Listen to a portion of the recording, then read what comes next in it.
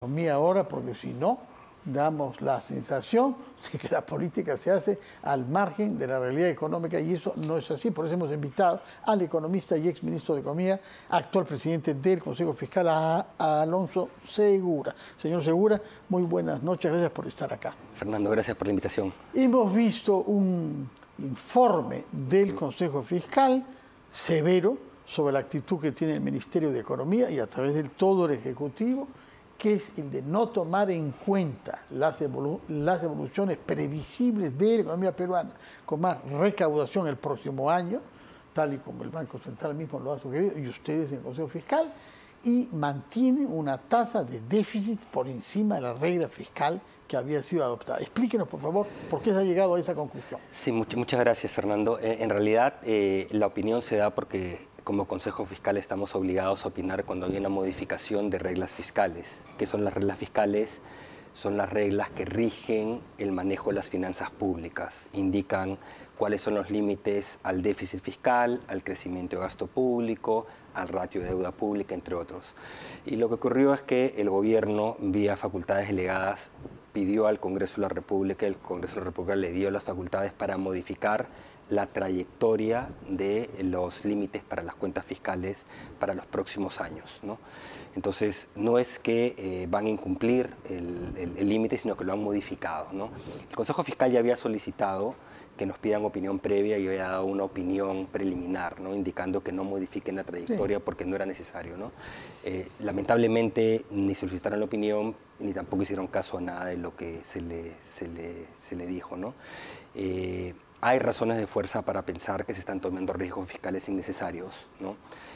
Una política fiscal, digamos, más arriesgada, más riesgosa de lo que se requeriría, dada la situación de las variables económicas, ¿no? La economía rebotando, los precios de materias primas literalmente por las nubes, ¿no? Lo cual sugiere que va a haber una mucho mejor recaudación el próximo año, ¿no? Hoy día la carátula, las noticias principales indican que ya las utilidades de las empresas están mejorando en muchos sectores, eso sugiere mayores pagos de impuestos, consistente también con proyecciones del Banco Central. Entonces, el gobierno, la verdad que nos parece que está tomando riesgos innecesarios, ¿no? Otras dos afirmaciones que ustedes hacen como Consejo Fiscal es: número uno, se está comprometiendo al próximo gobierno, porque se le deja una tasa de déficit y no se hacen los esfuerzos para llegar a la regla fiscal ahora, hasta el 28, cuando no era necesario ir hasta el 28. Y la otra crítica que quisiera que me explique también es: esto abre la puerta a exoneraciones tributarias, que desde ya son preconizadas por algunos ministros. Sí, bueno, con respecto a la trayectoria, efectivamente hay un gran riesgo de lo que llamamos economistas inconsistencia temporal, porque va a haber un rebote de ingresos, debería haber. Evidentemente, si la situación cambia, hay algo imprevisto entre ahora y el 2025, siempre se puede recurrir a modificaciones de reglas en aquel momento, ¿no?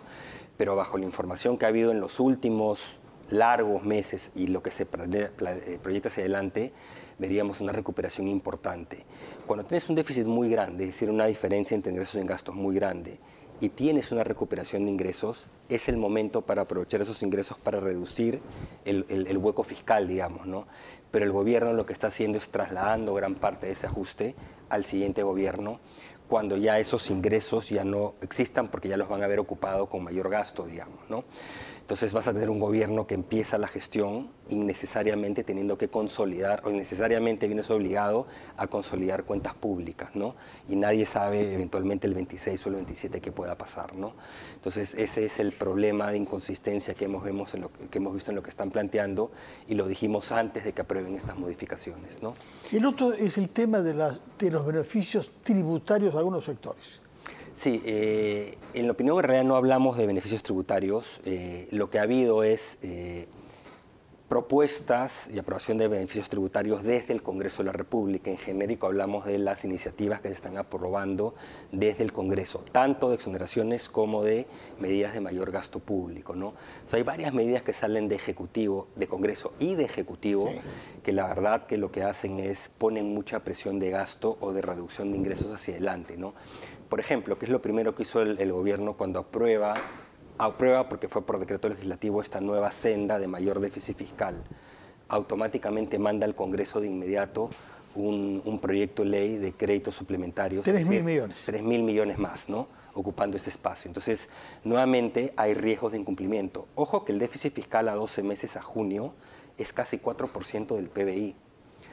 Con la recuperación de ingresos... Pero se prevé que llegue ¿a cuánto a fin de año? Bueno, el límite que se ha puesto es 2.8. Parte va a venir por recuperación de ingresos que va a continuar durante el 2025, pero inercialmente es difícil que llegue si no contienen el crecimiento de gastos que se está dando. Pasar ¿no? desde 4 ahora en junio hasta 2.8 hasta 2.8 en diciembre. No va a darse muy probablemente de manera inercial o de manera pasiva, menos aún metiendo más iniciativas de gasto por propia iniciativa del Ejecutivo, ¿no? Recordemos que venimos de incumplimiento de la regla fiscal del año pasado por segunda vez en 20 años. Entonces, de nuevo, no podemos estar tomando a la ligera esta debilidad de las cuentas fiscales que es la que está atravesando el país, ¿no? Pero el tema de las exoneraciones tributarias se plantea. El ministro de Agricultura lo ha dicho claramente. Sí, claro. Que él quiere que se reduzca lo que paga de IGB la industria agroexportadora. Sí, de distintos sectores hay propuestas de mayor gasto, exoneraciones tributarias. Lo importante es que se acoten, se separen estas medidas y que el Ministerio de Economía, digamos, recobre, digamos, la preponderancia que tiene en el gabinete, ¿no? Con las cuentas fiscales como están y con todas las iniciativas que han habido del Congreso, no se puede seguir aprobando exoneraciones, aprobando medidas de gasto, etcétera, etcétera, ¿no? Entonces, de nuevo, estamos en casi 4%, tenemos que converger por debajo de 2.8. De hecho, la recomendación del Consejo Fiscal es deberíamos ir por debajo de 2.8 para dar, digamos, confianza a los agentes económicos, políticos, ciudadanía, de que realmente hay un esfuerzo de consolidación fiscal de este gobierno. No simplemente mantener pues, el déficit fiscal del año pasado con recuperación de ingresos. Y mantener el objetivo de bajar hasta 1% el déficit. Que ahora es se ha diferido hasta el 2028, ¿no? Que en realidad en principio no había ninguna necesidad, sobre todo no de hacerlo ahora, ¿no? ¿Qué viene?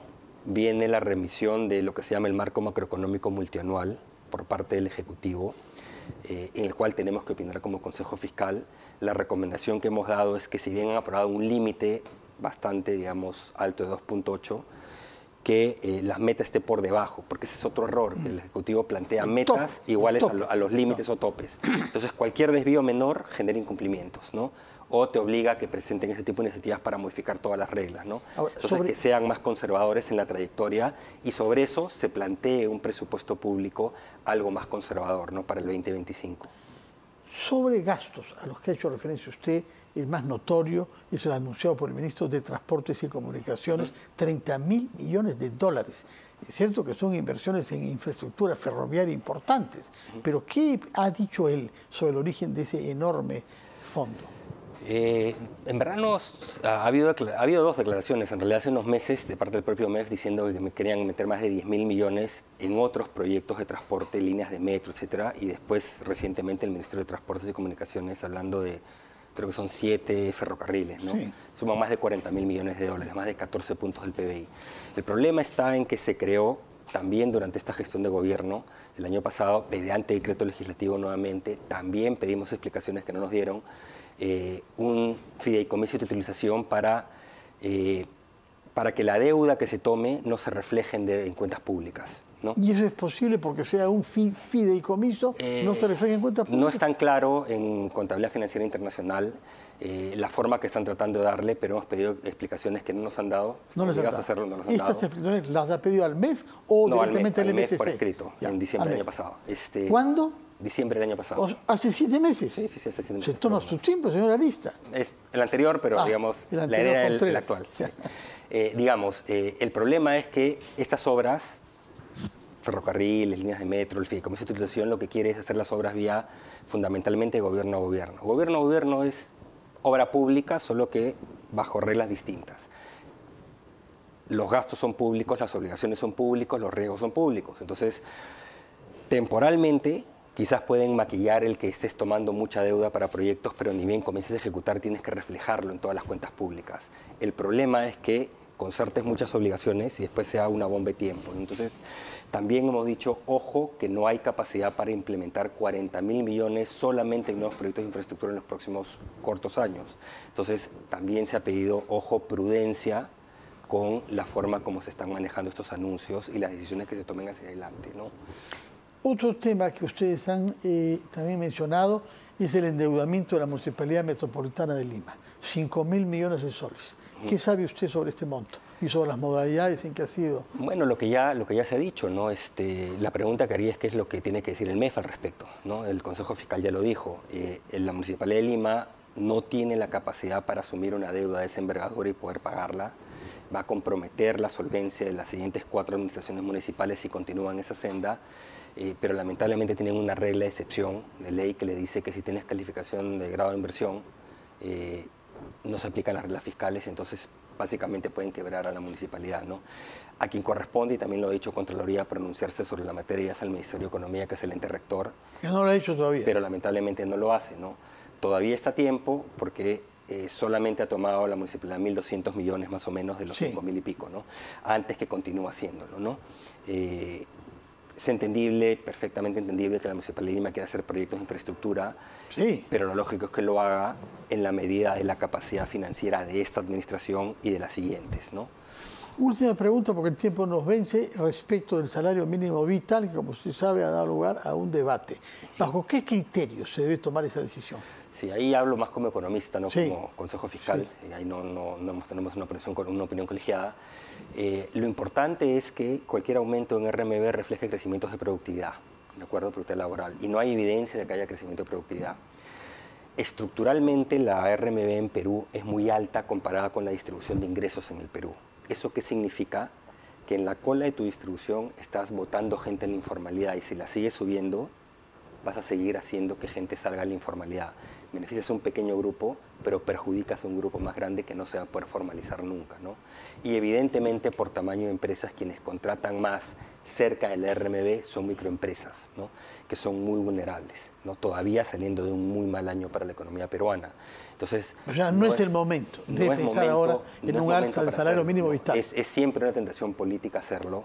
Nos ha pasado a todos que hay momentos en que hay presiones para subir RMB, pero ciertamente no viniendo de la peor recesión en 30 años, con la economía en recuperación, todavía estadística, recuperación estadística recién. ¿Qué porcentaje de los trabajadores formales cobran el salario mínimo vital? Es un porcentaje, en la economía en general, es un porcentaje no muy grande, pero es más importante en microempresas, como dije. Para la gran empresa es prácticamente cero, para la mediana empresa es probablemente casi cero. El problema es en microempresa y todos los trabajadores informales que aspiran algún día a formalizarse, que no van a poder. Y la razón es bien simple. Si tú eres un empleador y quieres contratar a un trabajador y tienes que pagarle acá y te produce acá, no lo vas a formalizar, pues, nunca, ¿no? Entonces, de acuerdo. Señor Segura, muchas gracias por su presencia como presidente del Consejo Fiscal para parte inicial sobre temas fiscales y ha hablado como economista, no comprometiendo a su institución respecto del tema del salario mínimo vital. Muchas gracias y muy buenas noches. Muchas gracias. Vamos a hacer una pausa y después hablaremos.